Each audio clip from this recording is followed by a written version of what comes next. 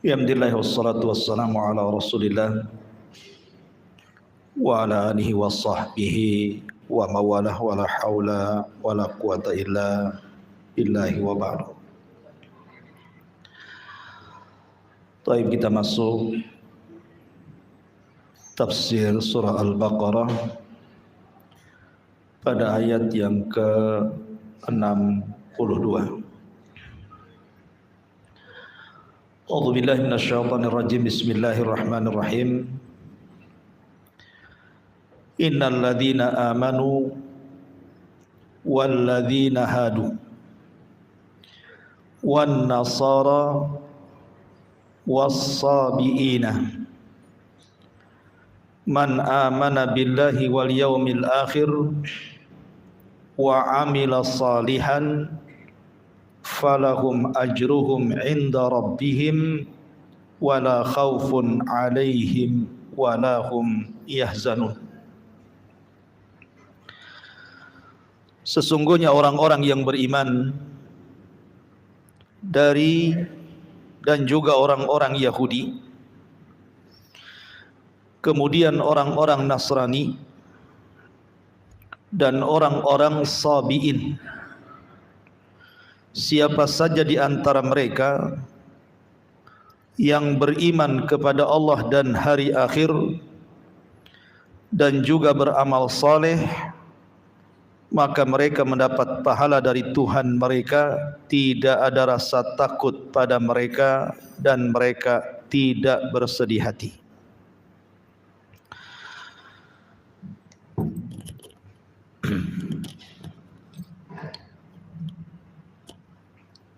Baik.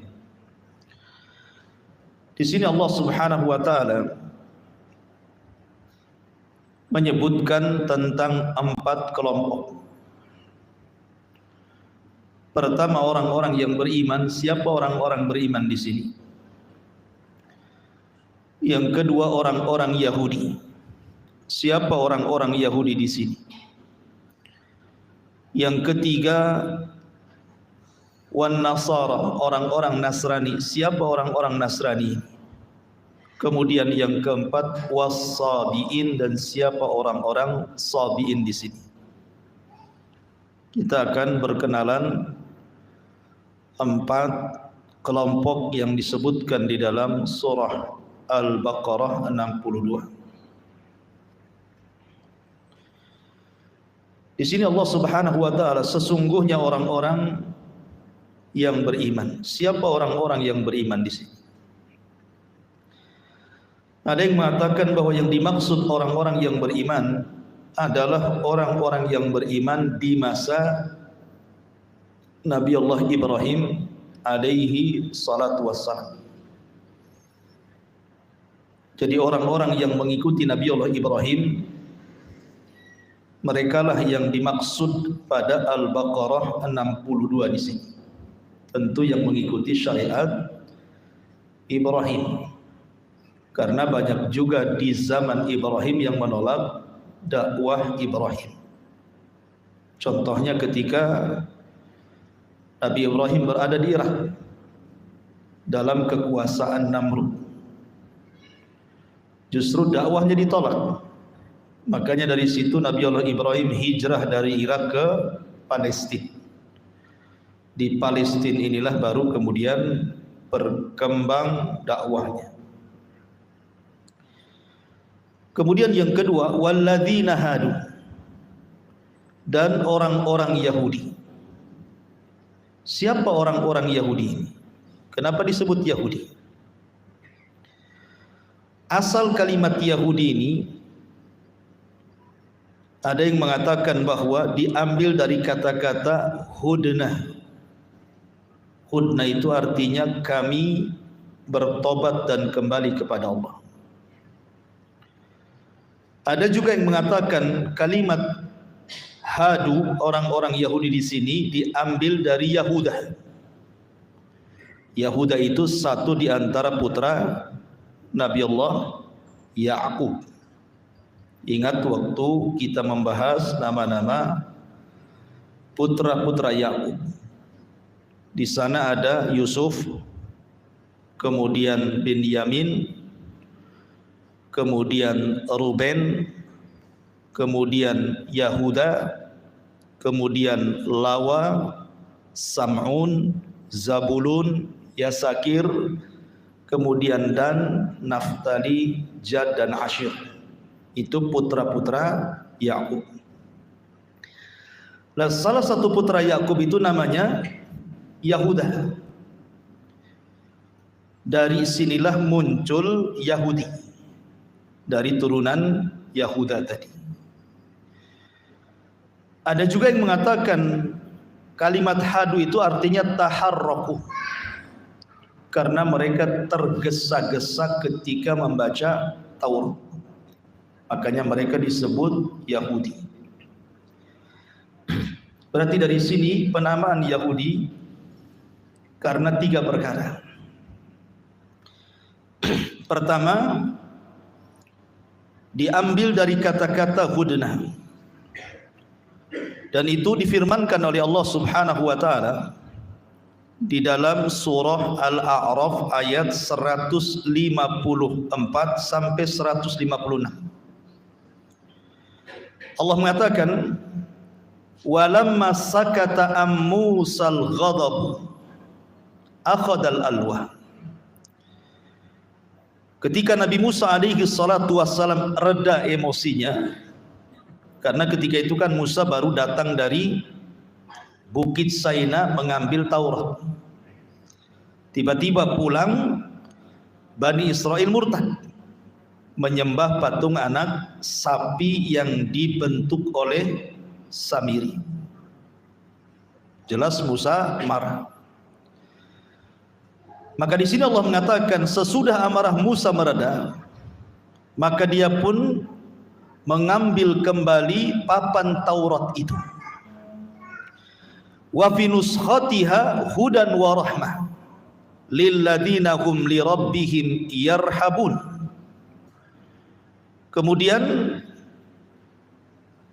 Allah mengatakan, dan dalam tulisan Taurat itu terdapat petunjuk dan rahmat untuk orang-orang yang takut kepada Tuhannya.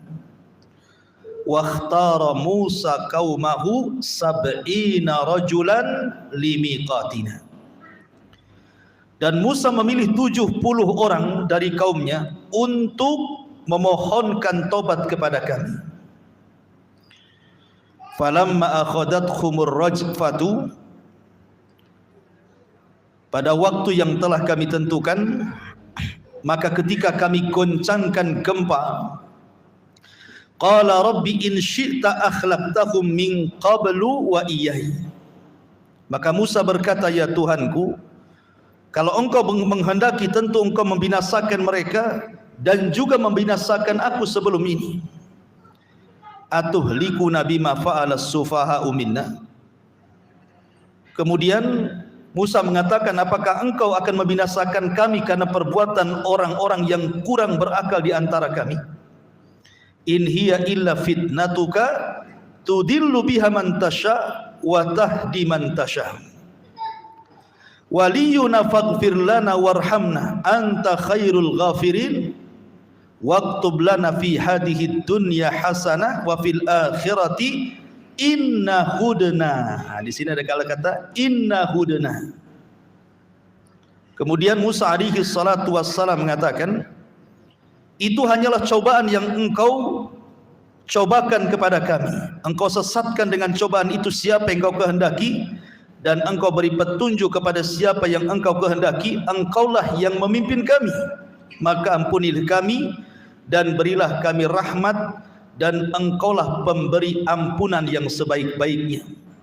Dan tetapkanlah untuk kami kebaikan di dunia dan akhirat. Kemudian Allah mengatakan, inna hudna, sesungguhnya kami kembali bertobat kepada.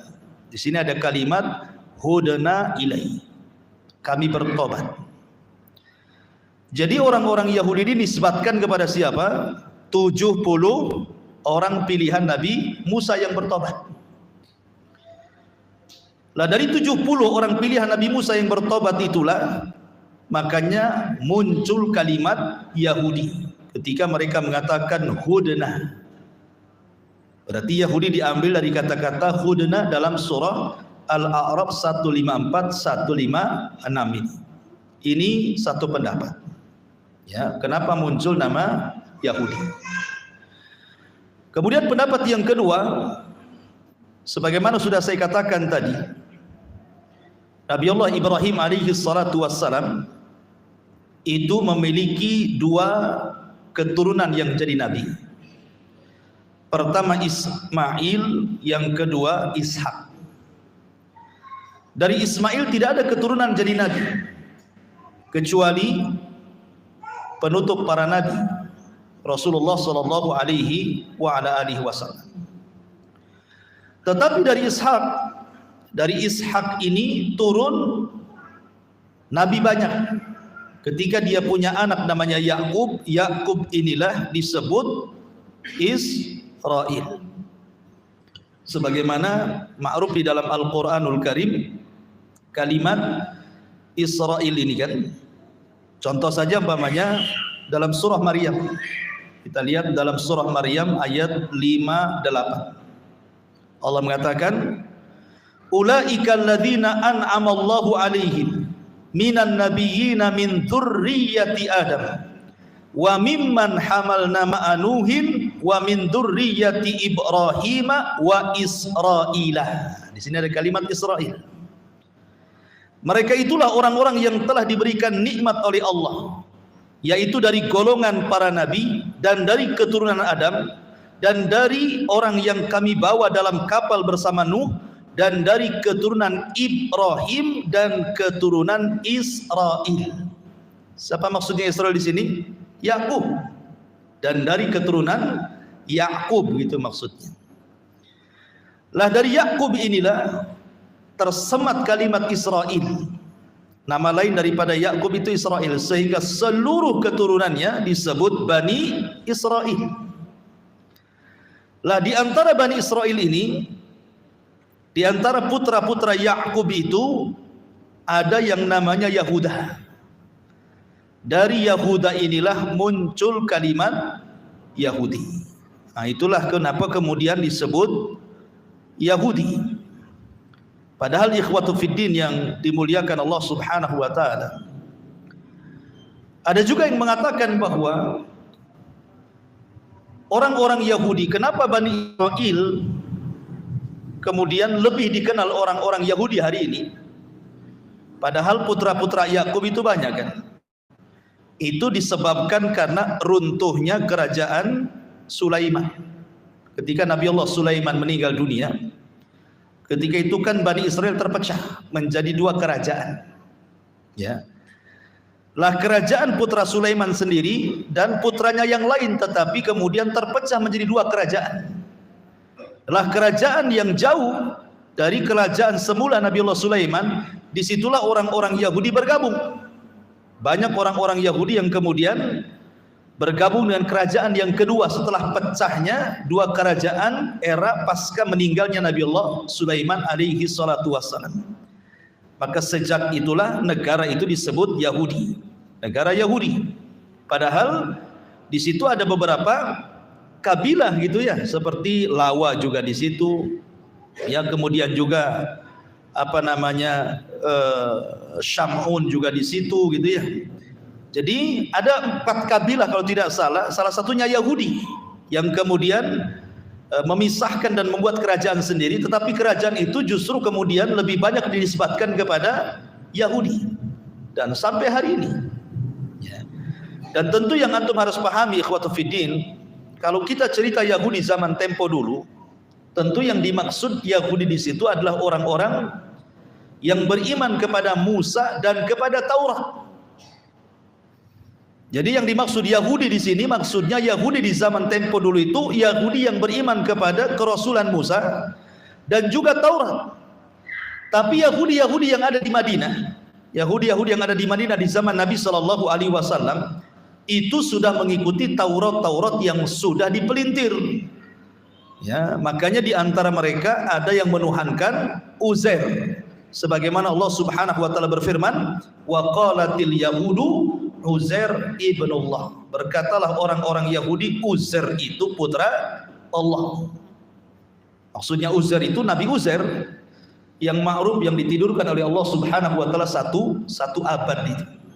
Ya, Nabi Uzair itu mereka anggap itu adalah putra Tuhan disebabkan karena mampu menghafal Taurat dalam benaknya. Padahal Musa sendiri tidak hafal Taurat. Dia tetap memegang papan Taurat. Tetapi Uzair mampu menghafal Taurat. Makanya orang-orang Yahudi mengira bahwa Uzair itu keturunan Allah gitu ya. Oh, kalau orang Islam menghafal Quran banyak. Ya kan? Enggak juga dikatakan anak hafal Quran si Musa itu ya. Dikatakan anak Tuhan kan gitu ya. Karena terlampau banyak anak Tuhannya nanti. Karena yang menghafal Quran banyak dalam Islam. Ya. Dan satu-satunya agama yang bisa menghafal kitabnya hanyalah Islam. Kalau agama-agama yang lain jarang. Hampir tidak ada yang menghafal dengan teksnya gitu ya. Di luar kepala kitab-kitab mereka, baik Yahudi ataupun Nasrani. Ma'asyiral muslimin yang dimuliakan Allah Subhanahu wa taala.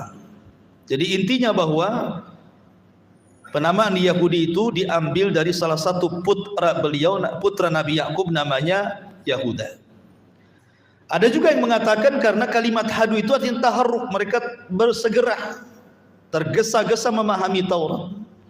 Bahkan mereka kemudian memelintir Taurat sehingga Allah Subhanahu wa taala firmankan yuharrifunal kalima an mawadi. Mereka suka merubah kitab-kitab mereka dengan tangan-tangan mereka. Adapun sejarah Yahudi semuanya hitam, tidak ada yang putih.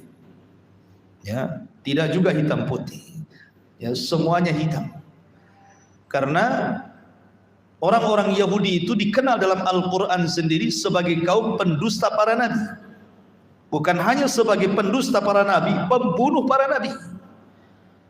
Makanya Nabi SAW saja ketika diajak dagang itu belum diangkat jadi nabi itu oleh pamannya Abu Talib, sama Buhairah Rahib disuruh balik lagi. Takut kalau seandainya ketemu orang-orang Yahudi di Syam, kemudian tanda-tanda kenabian mereka ketahui, nanti dibunuh lagi.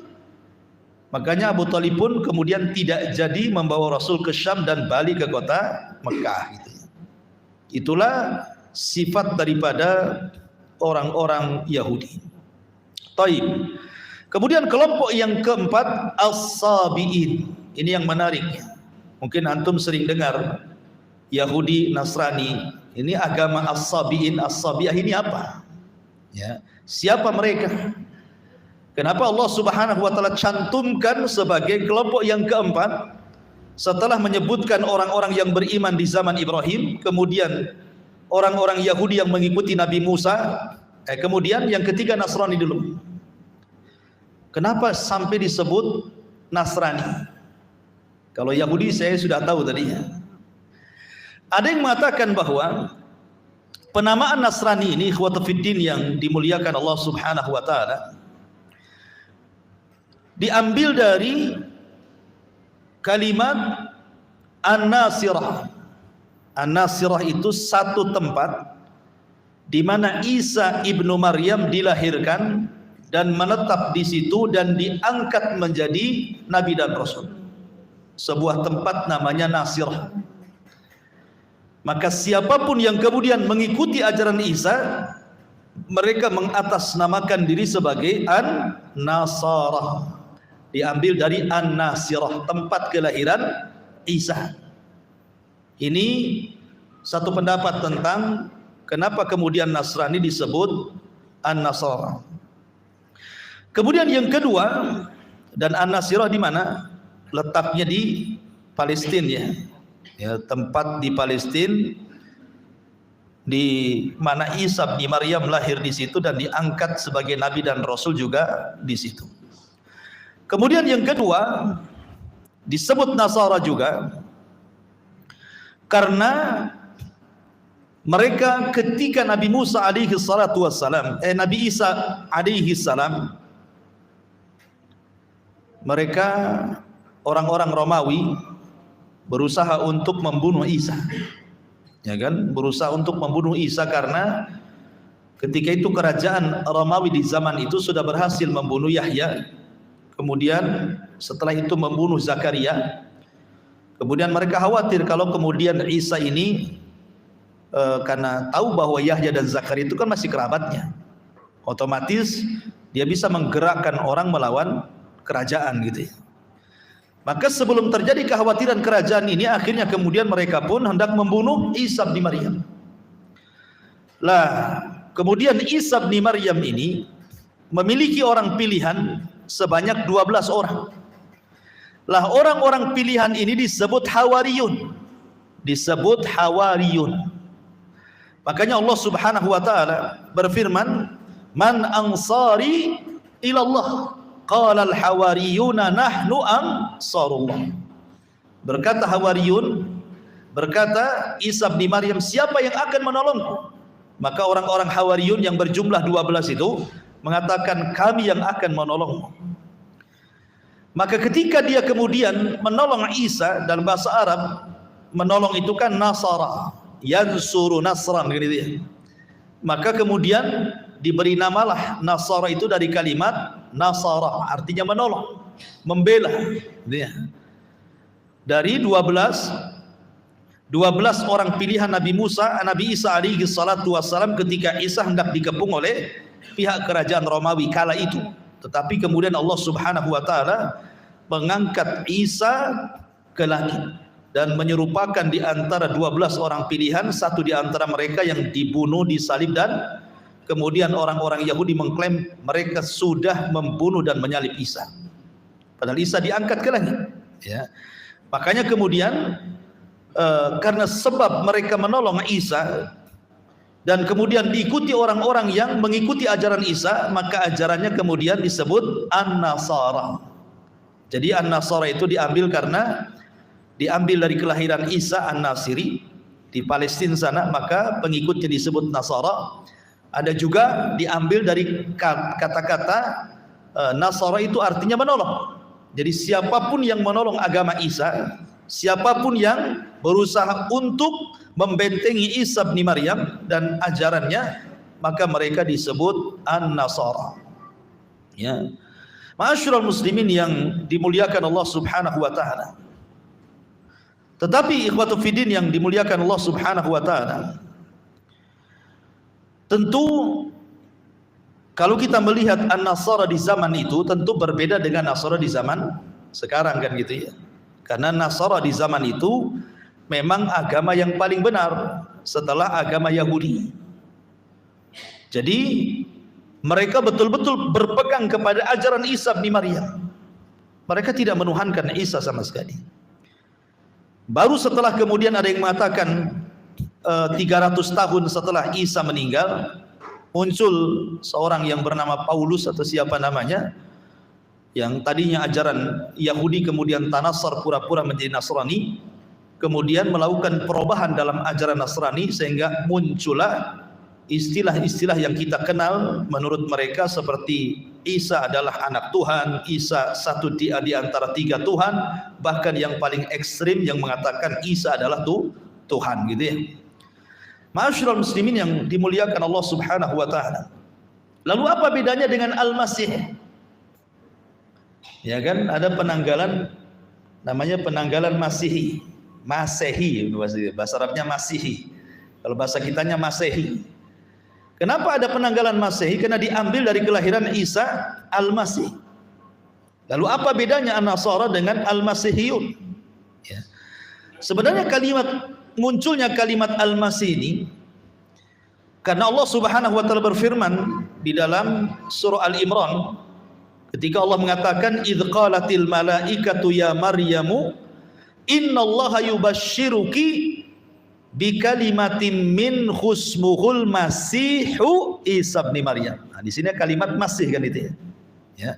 Dan ingatlah ketika malaikat berkata ya Maryam, sesungguhnya Allah memberikan kabar gembira kepadamu dengan kalimat. Ya, maksudnya kelahiran seorang bayi yang bernama Al-Masih Isa. Kenapa Isa disebut Al-Masih? Kemudian orang-orang yang begitu Isa disebut Masihiyun. Ya. Ada yang mengatakan Al-Masih di sini seperti Al-Imam Al-Raghib Al-Asfahani. Secara bahasa Masih itu artinya masah, menyentuh. Jadi kalau antum memegang tangan kemudian digeser, diusap-usap, itu namanya masih. Ya, masih itu orang yang mengusap. Ya. Sehingga yang dimaksud mengusap di sini karena memang di antara mukjizat Nabi Isa adalah mampu mengobati semacam penyakit apapun dengan cukup mengusap. Orang buta diusap jadi sembuh, gitu ya. Orang sakit diusap jadi sembuh. Orang mati diusap aja bisa hidup karena izin Allah Subhanahu wa taala. Sehingga makanya disebut Al-Masih, diambil dari mukjizat beliau. Ya, mukjizat Nabi Allah Isa ibnu Maryam. Lalu kenapa kemudian Isa pula dinasbatkan kepada ibunya, tidak kepada bapaknya? Sekali lagi karena tidak punya bapak. Ya, jadi Allah Subhanahu wa taala langsung yang meniupkan ruh kepada Maryam, gitu ya, lewat perantara malaikat Jibril alaihi salatu wassalam. Ma'asyiral muslimin yang dimuliakan Allah Subhanahu wa taala. Maka di zaman itu, ya di zaman itu bukan di zaman sekarang, Nasara itu terbagi menjadi dua istilah. Ada yang menyebutnya Hawariyun sebagaimana surah As-Saffat 14, ada yang mengatakan mu'minina minan Nasara, orang-orang yang beriman dari kalangan orang-orang Nasrani. Taib, ini yang ketiga. Yang keempat, As-Sabi'in. Siapa As-Sabi'in ini? Ada yang mengatakan As-Sabi'in ini adalah pengikut Nabi Yahya. Nabi Yahya ibn Zakaria, atau istilah orang-orang Nasrani disebut Yuhanna, itu ya. Nabi Yahya ibn Zakaria. Jadi mereka menganggap bahwa As-Sabi'in ini kami pengikut Nabi Yahya. Dan mereka mengklaim bahwa As-Sabi'in ini agama yang paling tua. Jadi sebelum ada orang Yahudi, sebelum ada orang Nasrani, sebelum ada orang Majusi, agama As-Sabi'in ini agama yang paling tua.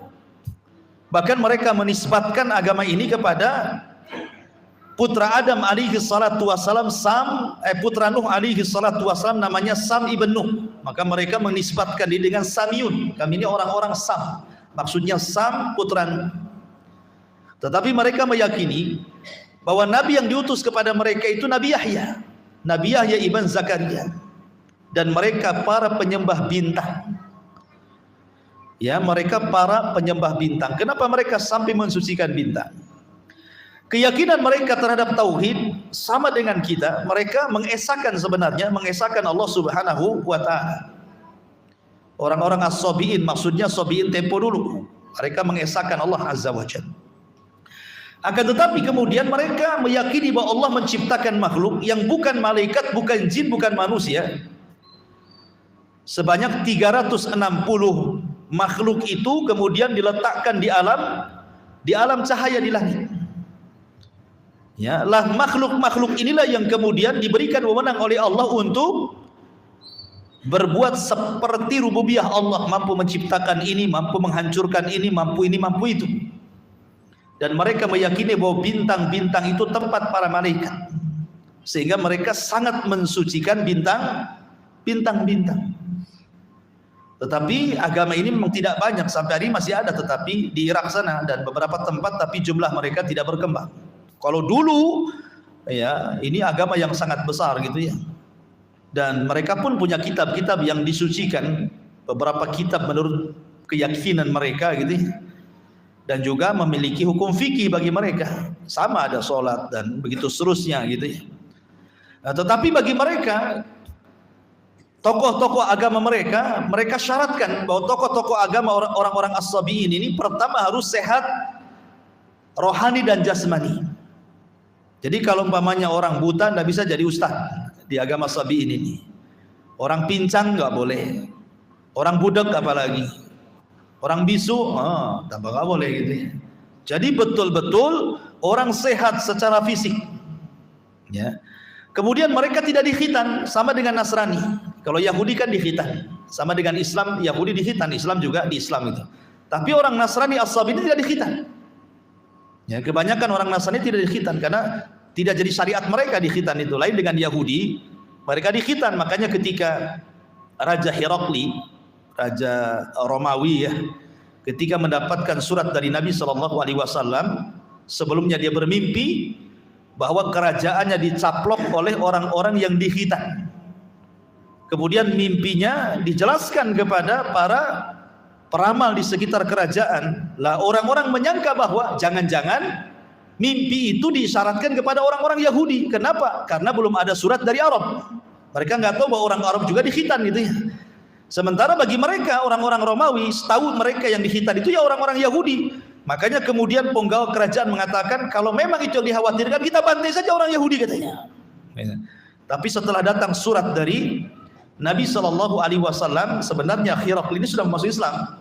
Tapi karena dia ingin mempertahankan negaranya, kerajaannya, akhirnya dia pun tidak masuk Islam.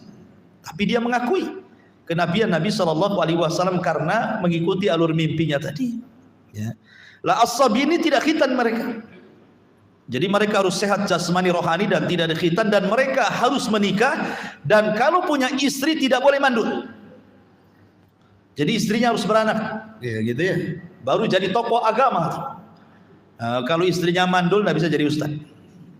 Kalau nggak dikhitan apalagi nggak boleh jadi ustaz. Nah, jadi mereka punya aturan. Termasuk juga ajaran mereka itu tidak boleh talak. Nggak ada talak, istilah talak di antara mereka. Kalau jadi suami istri ya seru selamanya gitu ya. Jadi suami istri itu nggak bisa milah-milih, ya itu dapat jodohnya lah kan itu ya. Walaupun kecuali kalau sudah parah betul gitu ya, mungkin terjadi talak. Dan banyak hukum-hukum mereka. Tapi yang jelas bahwa kalimat as-sabi'in ini diambil dari kata sobah. Ada yang mengatakan bahwa sobah itu artinya taroka, meninggalkan. Jadi orang yang meninggalkan dari yang baik ke yang buruk, dari yang buruk ke yang baik, itu disebut sabi dalam bahasa Arab. Makanya Nabi SAW, orang Arab menyebutnya sabi, karena Rasul meninggalkan agama, tidak mengikuti agama jahiliyah dan membawa agama baru. Dan ketika Umar bin Khattab masuk Islam pun orang-orang mengatakan sabi Umar itu. Ya. Jadi itu kalimat sabi, dan kalimat sabi ini dalam Al-Quran disebut dalam 3 ayat. Pertama dalam surah Al-Baqarah, yang kedua dalam surah Al-Maidah, yang ketiga dalam surah Al-Hajj. Disebut kalimat sabiin 3 kali. Sehingga para ulama menjadi khilaf, sebenarnya sabi ini siapa? Tadi pendapat yang pertama, as-sabi ini pengikut Yahya ibn Zakaria. Ada juga yang mengatakan bahwa as-sabiin ini adalah mereka bagian daripada agama Nasrani, tapi bukan Nasrani. Mereka bagian daripada agama Nasrani. Tapi juga mereka mengatakan bahwa ya, sabi ini bukan Yahudi, bukan Nasrani. Ya. Dan mereka tidak memiliki agama sama sekali. Tidak memiliki agama, hanya mengikuti fitrahnya saja. Wallahu a'lam, banyak khilaf di antara para ulama ini tentang agama as-sabiin ini. Yang jelas bahwa yang masyhur di antara ulama bahwa mereka mengakui bahwa Yahya itu sebagai nabi mereka. Itu saja. Maka di sini Allah mengatakan innal ladzina amanu wal ladzina hadu wan nasara was-sabiin man amana billah. Jikalau mereka beriman kepada Allah dan hari akhir, wa amila salihan, dan beramal saleh, falahum ajruhum inda rabbihim wala khaufun alaihim wala hum yahzanun, maka bagi mereka pahala mereka di sisi Rabb mereka, dan tidak ada rasa takut bagi mereka dan tidak bersedih hati. Artinya bahwa siapapun yang beriman di zamannya, ingat ya, kita ini kan bicara tentang di zamannya. Kalau di zaman sekarang tidak boleh kecuali harus masuk Islam, tidak boleh. Karena Nabi SAW yang mengatakan, la yasma'u bi yahudiyyun wala nasraniyyun thumma lam yu'minu bi illa kanu min ashabil jahil. Siapapun yang mendengar diutusnya diriku, kata Nabi SAW, mau dia Yahudi, mau dia Nasrani gitu ya, maka ketika dia tidak beriman kepada aku, maka dia termasuk penduduk neraka jahil. Ya. Bahkan Nabi tegas-tegas mengatakan, kalau seandainya Musa hayyan, lau kana Musa hayyan summa taba'tumuhu wa taraktumuni la dhalaltum. Kalau seandainya Musa Bani Israel hidup di zaman sekarang, kalian ikut Musa dan meninggalkan diriku, sesat kalian. Artinya apa? Seandainya nabi-nabi itu pun hidup, maka mereka pun harus gabung dengan Nabi SAW. Tidak bisa kemudian mendakwahkan syariatnya sendiri, karena Nabi SAW diutus bukan kepada kaumnya, bukan seperti nabi-nabi sebelumnya, tetapi Nabi itu diutus kepada seluruh manusia. Ketika diutus kepada seluruh manusia berarti tidak boleh ada nabi setelah Nabi SAW, karena Rasul sudah diutus kepada semua manusia. Ya, berarti tidak berhak ya orang-orang itu mendakwahkan agamanya kecuali harus mengikuti Islam. Ma'asyiral muslimin yang dimuliakan Allah Subhanahu wa taala. Kemudian kalau kita menggabungkan Yahudi dan Nasrani, dalam Al-Quran itu ada istilah ahlul kitab kan? Ahlul kitab. Kalau disebut ahlul kitab, maknanya apa? Maknanya Yahudi dan Nasrani. Kalau disebut ahlul kitab, maknanya Yahudi dan Nasrani, tidak masuk as-sabiin. Ya, as-sabiin tidak masuk dalam kalimat ahlul kitab. Kalau diitlakkan ahli kitab dalam Al-Quran, maksudnya Yahudi dan Nasrani. Lalu apa perbedaan Yahudi dengan Nasrani? Kalau Yahudi beriman dengan Musa dan syariatnya dan kitab mereka Taurat. Kalau Nasrani maka mereka beriman kepada Isa dan kitab mereka Injil. Ya, kitab mereka Injil. Tapi Yahudi tidak menuhankan Isa.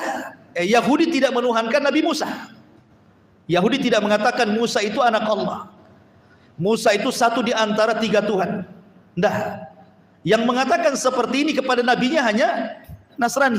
Yang mengatakan Isa anak Tuhan, Isa satu di antara tiga Tuhan, Isa Tuhan itu sendiri, hanya Nasrani. Yahudi tidak. Yahudi tidak mengatakan Musa anak Allah. Mereka yang mengatakan Uzair. Uzair anak Allah. Kemudian juga dari segi hari yang disucikan, orang Yahudi menghargai dan mensucikan hari Sabtu.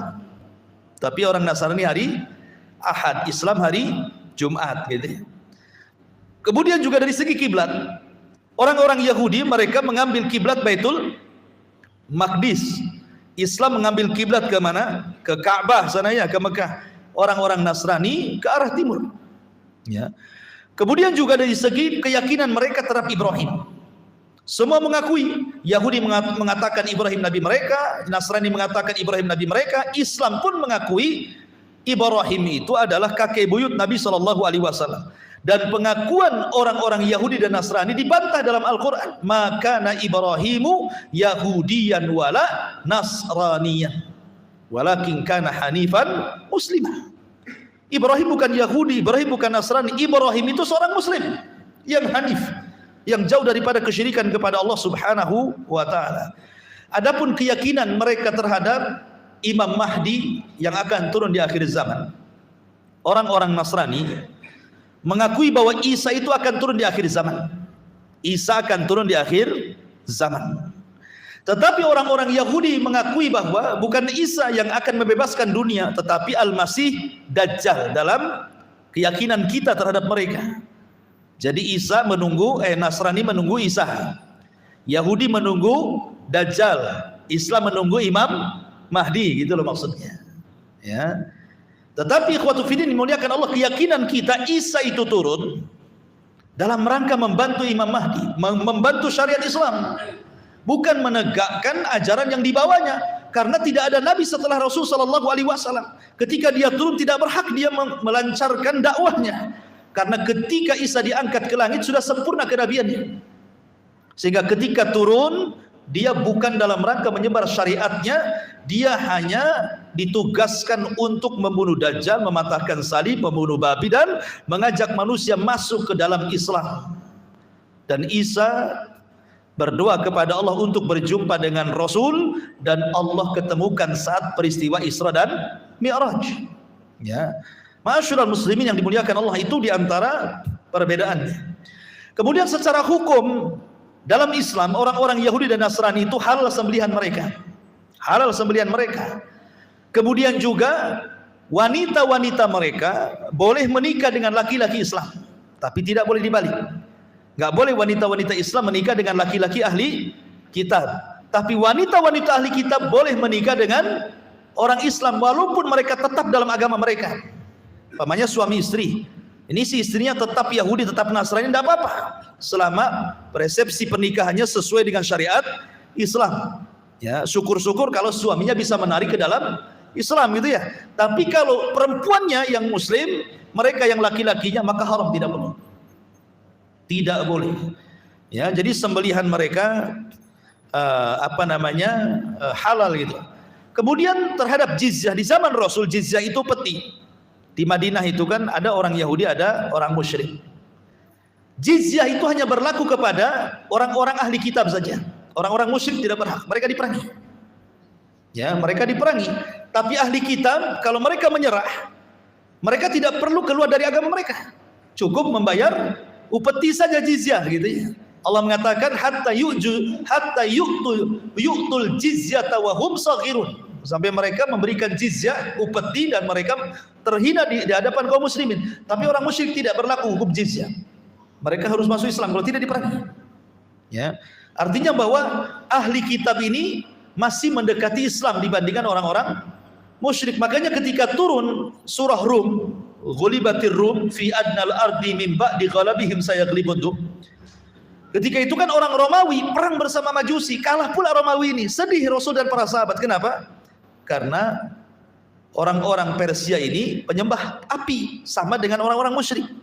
Sementara orang-orang Romawi ini mereka Nasrani, memiliki kitab, makanya Rasul sedih, ya kan?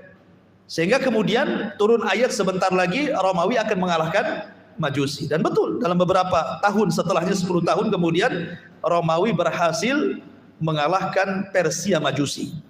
Ya, tapi dengan sedihnya Rasul kekalahan Romawi menunjukkan bahwa ahli kitab itu masih ada kedekatan dengan Islam karena sama-sama diutus kepada mereka Rasul, diturunkan kepada mereka kitab, berbeda dengan orang-orang musyrik Arab yang tidak ada nabi, tidak ada kitab, dan mereka menyekutukan Allah Subhanahu wa taala. Dan sebahaya-bahaya Yahudi di dunia adalah Yahudi Asfahan.